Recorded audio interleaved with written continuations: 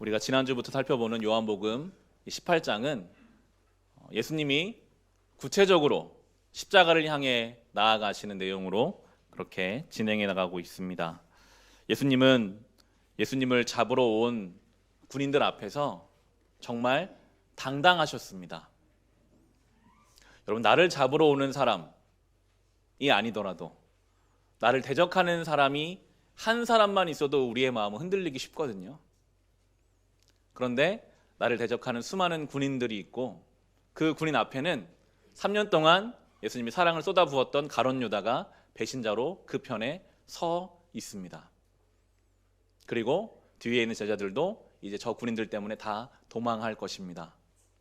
예수님은 그 상황 속에서 마음이 흔들릴 수밖에 없고 마음이 무너질 수밖에 없는 그 상황 속에서 오히려 담대하게 먼저 나가세요. 너희가 누구를 찾느냐?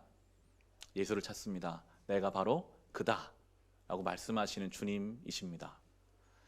예수께서는 상황에 매이는 분이 아니셨습니다. 그 상황 속에서 하나님이 원하시는 자리가 어디인지를 분명히 아셨기에 지금은 잡혀서 십자가로 가야 할 것을 아셨기에 담대하게 그 길을 향해 나아가십니다. 이 참 어려운 일이잖아요. 하나님도 좋고 나도 좋으면 참 좋겠는데 하나님께도 영광이 되고 내 삶도 막 잘 풀려가면 서로 참 좋을 것 같은데 믿음의 길을 우리가 걷다 보면 때로는 하나님께서 원하시는 그 길을 가려는 것이 너무나 불편하고 아프고 갈등이 될 때가 많이 있습니다. 특별히 사랑하라 라는 이 말씀이 여러분 얼마나 무거운 말씀입니까? 우리 십자가는요 결국 사랑하라는 이 말씀이에요. 결국에 우리가 져야 할 십자가는 사랑입니다. 사랑할 만한 사람을 사랑하는 것은 너무나 쉬운데 사랑하기 어려운 그 사람, 미워할 수밖에 없는 그 사람, 수없이 나를 건드리는 그 사람을 사랑하라고 하시니 너무나 마음이 불편할 때가 있습니다. 덮어두죠. 그럼 나는 저 사람은 그냥 포기하고 보지 않을래요. 성령이 그것을 그냥 두지 않으시잖아요. 자꾸만 예배 나올 때마다 말씀 펼 때마다 야, 나는 너를 그렇게 사랑했는데 너는 그 사람을 사랑하지 못하냐? 끊임없이 우리에게 마음에 무거운 마음, 부딪히는 마음을 주십니다. 그것이 우리의 십자가거든요. 여러분, 예수님은 쉬워서 십자가의 길을 가셨을까요? 겟세마네의 기도를 우리는 알잖아요. 이 잔을 피할 수 있으면 피하게 해주십시오라고 주님이 땀이 핏방울이 되도록 간절하게 기도하시다가 결과적으로는 그러나 내 뜻대로 하지 마시고 아버지의 뜻대로 하십시오 라는 기도로 십자가를 향해 가시는 주님의 모습. 그때부터 자신의 뜻을 내려놓고 하나님의 뜻을 찾기를 원하면서부터 어둠의 세력들이 하나 둘 물러가고 예수의 십자가를 통한 생명이 시작되기 시작합니다. 그런데 결과적으로는 어떻죠? 주님이 그렇게 하셨어도 예수님은 죽으셔야 했고 저희들은 다 도망가야만 했습니다.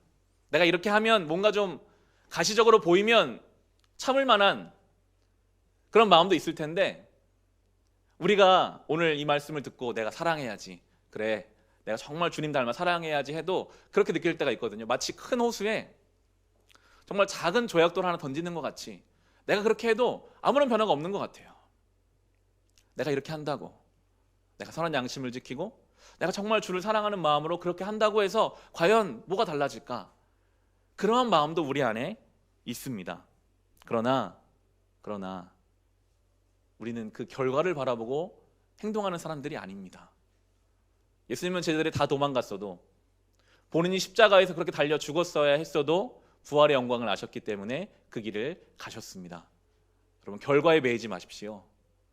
주님이 보신다는 그 믿음을 가지고 작은 조약도 하나라도 우리가 던지는 심정으로 그렇게 순종의 길을 걸어갈 때 거기에서 성도의 삶의 영적 권위가 생겨납니다. 지난주에 봤잖아요. 예수님이 내가 그다 말씀하시자 군인들이 막 뒤로 물러갑니다. 내가 말씀을 받은 사람이고 내가 이 사랑을 실천할 유일한 하나님의 통로다라는 마음을 가지고 아무도 몰라줘도 심지어 그 대상도 몰라줘도 그러나 내가 받은 그 사랑을 실천하려고 할 때 그곳 가운데 생명이 나타나게 되고 그 가운데 하나님의 영광이 우리를 통해 드러나게 되는 것입니다. 예수님은 그렇게 십자가의 길을 시작하셨습니다. 그런데 아직 제자들은 준비가 안 됐어요. 예수님은 모든 걸 준비하셔서 그 길을 가시는데 제자들은 아직 준비가 전혀 안 돼 있으니까 예수님이 억지로 제자들을 끌고 가지 않으십니다. 나를 데려가고 얘네들은 다 그냥 풀어줘라 라고 군인들에게 말씀하십니다. 이것이 바로 하나님과 우리의 인격적인 관계입니다. 보통 비인격적인 관계가 배려도 없고 존중도 없고 억지로 하는 것이 비인격적인 관계잖아요. 하나님은 우리를 인격적으로 대하시거든요. 준비되지 않았는데 억지로 하지 않으십니다. 전혀 그런 걸 기뻐하지 않으세요. 억지로 준비되지 않은 마음으로 그냥 하는 것이 아니라 정말 준비되었을 때를 기다려주시는 분이 우리 하나님이십니다. 우리가 하나님을 비인격적으로 대하죠. 하나님을 전혀 배려도 존중도 못 해드리고 기다려드리지도 못하고 내가 하고 싶은 나 중심대로 하나님을 대할 때가 많지만 하나님은 우리에게 그렇게 하지 않으십니다. 우리를 배려해 주시고 존중해 주시고 기다려 주시고 우리를 위해 참아주시는 그 하나님이십니다. 예수님의 그 말씀으로 제자들은 도망갔죠. 수백 명의 군인들 사이에서 제자들은 도망갈 방법이 없었는데 예수님 때문에 도망갔습니다. 예수님 잡혀가시고 도망간 그들은 어떤 마음이었을까요? 많이 좌절했을 거예요. 야, 내가 정말 주의 제자가 아니구나. 내가 어떻게 예수님을 버려두고 이렇게 나 혼자 살겠다고 도망할 수 있었을까?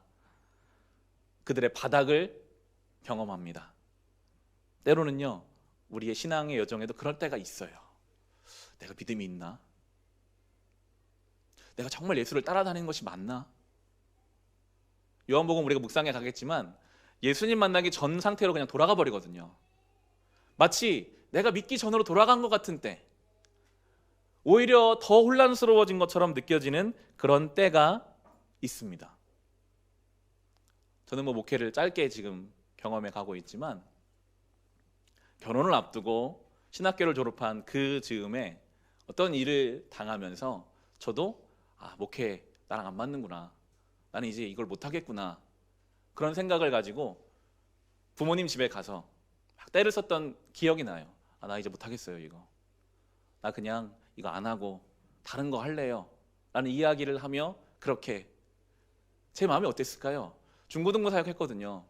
아이들에게 수없이 믿어라, 하나님 함께 하신다, 두려워 마라, 너의 길이 있다라고 말해놓고서는 막상 나의 삶에서 그걸 못하는 저의 모습을 발견하면서 정말 내가 이거밖에 안 되는 존재구나, 철저히 깨지고 부끄러웠던 시간이 있었습니다. 여러분, 그런데 그 시간이 필요해요. 이런 나를, 이거밖에 안 되는 나를 주님은 여전히 붙잡고 계시는 것을 느꼈을 때 참된 은혜의 자리로 나갈 수 있고요, 내가 하는 것이 아니고 하는 것 철저히 깨닫게 하십니다. 정말 놀라운 것은요, 그 밤에 제자들은 그렇게 좌절하고 자기를 부인하고 있을 때 예수님은 그들을 위해 죽으러 가시잖아요. 제가 그렇게 떼쓰고 아무것도 못하겠다고 하고 있을 때 참 놀랍게도 또 사역할 교회가 준비되어 있었고 그 교회에 가서 목회를 배우고 사역을 배워서 그 배운 것을 가지고 또 세종에 와서 이렇게 교회를 개척하고 사역하게 하시는 하나님의 은혜를 경험해 가고 있습니다. 여러분, 신앙의 어두운 때를 혹시 보내고 계십니까? 거기에다 주님은 계십니다. 그 가운데 뭔가 우리에게 담아내시고 만들어 가시는 그 주님이 있음을 믿고 견디시고 버텨내시기를 바랍니다. 그리고 예수님은 칼로 칼을 대응하지 않으셨죠. 베드로가 흥분해서 막 칼을 휘둘러서 말고의 귀를 잘라낼 때 예수님이 베드로 잘한다, 나머지 뭐하냐, 가서 싸워라, 안 하시고요, 베드로야 칼을 집어넣어라, 그리고 말고의 귀를 고쳐주세요. 칼을 사랑으로 대응하시는 주님의 방법, 주님의 길을 보이심으로써 이제 성도의 삶은요, 결코 칼을 칼로 대하는 성도의 삶이 될 수 없습니다. 그건 세상의 방식이에요. 우리는 주님을 닮아서 칼을 사랑으로 덮어내는 그러한 삶으로 우리는 부름받았는데, 여러분 한 주를 어떻게 사셨습니까? 당한 대로 갚아주는 저 세상 속에서 우리는 어떻게 한 주를 살았을까요? 우리가 많이 경험하잖아요. 당한 대로 갚아주면요, 아무런 변화가 없어요. 그냥 그렇게 가요. 더 큰 악을 낳죠. 더 큰 복수를 낳습니다. 그러나 당한 대로 갚아주는 삶을 멈추고 그 사람을 사랑으로 덮어주기 시작할 때 거기서 하나님 나라가 시작되고요, 생명이 시작되게 됩니다. 그것이 바로 성도의 삶입니다. 그렇게 예수님의 모습을 우리가 살펴보고 이제 예수님은 로마 군인들에 의해서 오늘 본문에서 대제사장의 집에, 안나스의 집에 잡혀가셨습니다. 13절 말씀 보시면 같이 읽겠습니다. 먼저 안나스에게로 끌고 갔다. 안나스는 그 해의 대제사장인 가야바의 장인인데, 안나스 대제사장이 가장 높은 사람이라면 그 사람에게 먼저 데리고 가야 할 텐데 안나스라는 자에게 먼저 예수님을 데리고 갑니다. 안나스는 이미 대제사장을 했던 사람이고, 요한복음은 그렇게 설명하잖아요. 안나스는 그 해의 대제사장인 가야바의 장인인데, 지금 대제사장의 장인이 안나스입니다. 하나님이 처음 만드신 대제사장의 직분은요, 아론의 자손들만 하도록 하나님이 정하셨고요, 한 번 대제사장이 되면 죽을 때까지 그 사역을 하도록 하셨습니다. 대제사장은 하나님과 죄인들 사이를 연결시켜주는 자리, 너무나도 영광스러운 직분인데, 지금 이 예수님 때의 대제사장은 내가 했다가 다른 사람도 주고, 안나스는 아론의 자손이 아니에요. 강력한 힘이 가지고 있는 로마에 붙어서 로비를 했는지 정치력을 발휘했는지 그 대제사장 직분을 자기가 취했고, 자기가 하다가 자기 사위에게도 넘겨주고, 대제사장이 되면 많은 이권이 있었습니다. 성전에 들어온 성전세, 성전에 있는 동물들을, 그 재물을 관리하면서 수많은 이권들을 취하는, 더 이상 영광스러운 직분이 아니라 가장 높은 권력의 정점이요, 많은 이익을 취할 수 있는 인간의 욕심의 자리가 대제사장의 자리가 되어버린 이 시대, 참 대제사장은 예수님밖에 없거든요. 그런데 정말 참 대제사장이신 예수님은 죄인으로 묶여서 계시고, 그 예수님을 인간의 욕심으로 취한 대제사장이 지금 신문하고 있습니다. 자리가 잘못됐잖아요. 질서가 다 어긋나 있잖아요. 이 구도가 바로 욕심으로 인해 하나님의 질서를 잃어버린 세상을 보여줍니다. 있어야 할 자리에 있어야 할 것들을 다 인간의 욕심이 흩어져 버렸어요. 하나님의 질서가 다 깨져버렸어요. 인간의 욕심과 인간의 죄로 인해 모든 것이 흩어져 버린 이 시대를 보여주고 있습니다. 그러나 그것은요, 잠시입니다. 때가 되면 하나님께서 모든 것을 다 제자리로 돌려놓으실 겁니다. 그게 심판이죠. 예수님은 십자가에 죽으시고 부활하심으로 본인의 그 영광스러운 대제사장의 자리를 회복해 가십니다. 우리가 요즘 새벽마다 묵상하고 에스겔도 똑같이 말씀하죠. 때가 되면 내가 주인 줄 알 것이다. 모든 것이 다 원래 자리에 돌아갈 것이다. 성도는 그걸 소망하는 사람들이에요. 지금은 인간의 욕심으로 인해 모든 것이 혼란스럽고, 이게 왜 이렇지? 왜 세상은 이렇지라는 생각이 들 수밖에 없는 이 시대 속에서, 그런 성도는 하나님의 때가 되면 하나님이 모든 것을 온전하게 돌려놓으실 거다라고 믿는 사람들. 가장 먼저는 나의 삶 속에, 여러분의 삶을 잘 돌아보세요. 있어야 할 자리, 있어야 할 것들이 자리를 놓치고 있는 것들이 있고요, 욕심으로 인해 잘못되어 있는 많은 부분들이 있습니다. 가장 먼저는 나의 삶 속에 주님, 하나님의 질서를 회복해 주십시오라고 기도하고 소망하는 것이 성도의 삶입니다. 구하라, 너에게 주실 것이요, 문을 두드리라, 찾을 것이다. 거기서 구해야 할 것이요, 바로 그런 거예요. 주님, 내 안에 하나님의 질서가 회복되기를 원합니다. 주님, 내 가정 가운데 정말 하나님의 뜻이 이루어지길 원합니다. 그런 것들을 구하고 그런 것들을 찾을 때 우리는 구한 대로 얻고 찾으라는 것을 찾을 수 있을 것입니다. 여러분의 기도의 제목이 그렇게 하나님의 질서를 구하는 기도의 제목이 되어가시기를 바랍니다. 예수님은 그렇게 묵묵히 잘못된 질서를 잡아가기 위해 그 길을 걸어가시는 동안 베드로가 다시 등장하죠. 베드로가 도망가지 못하고 예수님을 쫓아갑니다. 어떤 마음이었을까요? 도망은 못 가고, 그렇다고 예수님과 함께 잡혀있지도 못하고, 어중간한 상태로 지금 예수님 잡힌 그 안나스의 집들에 베드로가 있습니다. 그의 마음이 어떤 마음이었을지, 여러분 준비가 되지 않을 때 누가 팍 찌르면 본심이 튀어나오잖아요. 여종이 물을 때 베드로가 그렇게 고백하죠. 17절 말씀 우리 같이 읽겠습니다. 그때에 문지기 하녀가 베드로에게 말하였다. 당신도 이 사람의 제자 가운데 한 사람이지요? 베드로는 아니요 하고 대답하였다. 주저주저 하고 있을 때 누가 팍 물어보니까 아니다. 나는 저분과 나는 저 사람과 관련이 없다. 그리고 18절에 보면 경비병들과 함께 불을 쬐고 있습니다. 예수님을 잡아갔던 그들과 같은 자리에 서서 같이 불을 쬐고 있는, 차이가 없어요. 3년 동안 주님을 따라다니고 말씀을 듣고 기적을 본 베드로와 예수님을 잡아다가 예수님을 묶어서 예수님을 희롱하고 주님 반대편에 섰던 이 경비병들과 똑같은 자리에 지금 서 있는, 추운 밤이었습니다. 깜깜한 밤이었습니다. 베드로의 상태가 지금 그렇습니다. 영적으로 전혀 밝음이 없고 차가운 그런 상태. 우리가 그럴 때가 있잖아요. 말씀도 알고 하나님도 경험했는데도 어느 자리에 가면 안 믿는 사람과 같은 자리에 있는 것 같아요. 똑같아요. 차이가 없어요. 추워서 어두워서 불 쬐고 있는, 참 빛이신 예수님을 부정하고 그냥 여기에 옹기종기 모여있는 세상 사람들과 내가 차이가 없는 것을 느낄 때가 있습니다. 예수님이 비유로 말씀하신 것들 중에 씨 뿌리는 비유가 있습니다. 4가지 땅이 나오죠. 돌밭, 길가밭, 가시덤불, 좋은 땅. 길가와 돌밭은 아예 말씀이 뿌리 내리지 못하는 경우이고, 지금 베드로의 경우는 가시덤불에 해당합니다. 베드로는 어중간하고 열매가 없고 흔들리는, 마가복음 4장에 보면 가시덤불을 이렇게 설명합니다. 가시덤불 속에 뿌려지는 것들이란 이런 사람들을 가리키는데, 그들은 말씀을 듣기는 하지만 세상의 염려와 재물의 유혹과 그 밖에 다른 일에 욕심이 들어와 말씀을 막아서 열매를 맺지 못한다. 가시덤불을 3가지로 말해. 세상의 염려, 재물의 유혹, 그 밖에 다른 일에 욕심. 지금 베드로는 염려죠. 혹시 내가 예수님 안다고 하면 나도 저렇게 잡혀가서 나도 저렇게 한번 제대로 펴보지도 못하고 내 인생이 끝나는 것이 아닐까.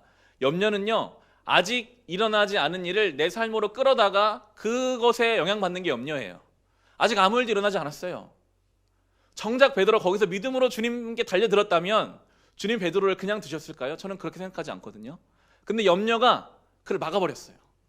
먼저 생각하고 그걸 끌어다가 내 삶에 적용해버려요. 나는 그러면 저렇게 될 거야. 나는 이렇게 될 거야. 나는 그 아무것도 못할 거야. 그거에 붙잡혀서 신앙의 결실을 맺지 못하는 상태가 바로 베드로의 모습이었습니다. 재물의 유혹도 강력하죠. 가룟 유다는 재물의 유혹에 빠졌다고 볼 수 있겠습니다. 돈을 받고 예수를 팔아넘겼죠. 그 밖에 수많은 욕심들이 우리로 하여금 열매를 맺지 못하게 만들어버립니다. 어중간하게 만들어요. 말씀은 알고 신앙생활을 하는데 정작 중요한 자리에 가면 차이가 없는, 똑같은 이 베드로의 모습이 가시덤불에 있는 성도들의 모습이 됩니다. 그래서 우리는요, 끊임없이 가시덤불들을 자꾸만 제거해 가야 합니다. 우리는 죄된 본성이라 우리 토양은 가시덤불이 잘 자라게 되어 있는 토양이에요. 냅두면요, 그냥 가시덤불은 막 자라요. 그냥 두면요, 우리 안에 염려가 막 자라고요, 재물의 욕심으로 눈이 막 뒤집어지고, 수많은 욕심 때문에 말씀이, 신앙이 우리 안에 열매 맺지 못하게 하는 토양이에요. 그래서 끊임없이 자꾸만 이것을 끄집어내야 합니다. 갈아엎고 또 주님 앞에 나가서 갈아엎고 날마다 이것들을 해가야만 정말 소중한 이 신앙의 열매, 어느 순간 염려보다 믿음의 길을 택할 수 있게 되고, 어느 순간 재물보다 더 중요한 것이 있다는 것을 알게 되고, 욕심보다 순종이 나의 삶에 더 달게 느껴지는 그 신앙의 열매가 맺혀져 가게 되는 것입니다. 가시덤불을 제거해가는 삶을 살아갑시다. 노력이 필요합니다. 그리고 주님께 부단히 간구해야 됩니다. 주님, 오늘도 또 제 안에 염려가 자라는데 어떡하죠? 저는 주님 말씀보다 저 재물에 더 많이 휘둘리는데 어떻게 하면 좋을까요? 제가 베드로처럼 주님을 알지만 여전히 아무런 다름이 없이 불 쬐고 앉아있는 이 초라한 모습입니다. 그런 마음으로 주님께 아뢰일 때 주님은 우리 안에 가시덤불들을 제거해 가시고, 여러분 좋은 땅은요 30배, 60배, 100배의 열매라고 하십니다. 이건 단순히 물질적인 것만을 말하지는 않으시죠. 말할 수 없는 풍성함이 거기에 있습니다. 우리가 생각할 수 없는 주의 말씀이 주시는 풍성함을 우리가 누리게 되는 것입니다. 베드로가 그렇게 불을 쬐고 있는데 참 공교롭게도 베드로가 귀를 잘라버렸던 그 말고의 친척이 그 자리에 있어서 베드로를 알아보는 내용이 나옵니다. 26절입니다. 한 장을 넘기셔서